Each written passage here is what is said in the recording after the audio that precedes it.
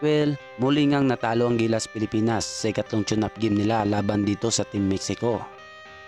Maganda ang simula ng Team Gilas laban dito sa palabang Mexico team. Nagawa ngang tapatan at makalamang ng Gilas sa first quarter. Ngunit naging tabla ang score pagdating sa second quarter. Parang ang naulit ang siste laban sa Montenegro dito sa Team Mexico. Hirap ang Gilas makapunto sa third quarter at fourth quarter na siyang resulta ng pagkatalo ng Gilas Pilipinas. Hindi nga pinalaro si Jordan Clarkson sa buong laban dito sa Team Mexico. At muli namang hindi pinalaro si Reed Parks Jr. at Terdy Ravina.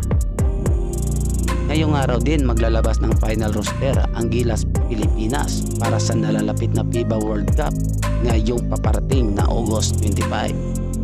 Antabayan